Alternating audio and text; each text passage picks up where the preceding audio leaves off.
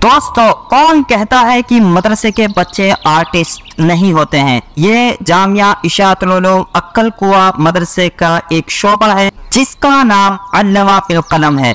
यहाँ एक कुरान 12 साल के बच्चों के जरिए लिखा गया, जिसकी खासियत यह है कि इसकी हर लाइन अलिफ से शुरू होती है। आप देख सकते हैं, ये जो है पहला पारा है।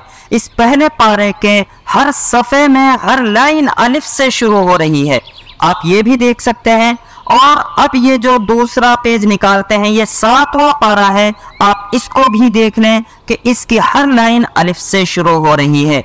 इसके अलावा ये 11वां पारा है, इसकी भी हर लाइन अलिफ से शुरू है। दोस्तों, ये है कुरान करीम, जो दुनिया में पहला ऐसा कुरान है जो हाथ से लिखा गया, 12 साल के बच्चों के जरिए लिखा गया और इसका हर सफ़ा अलिफ से शुरू होता है।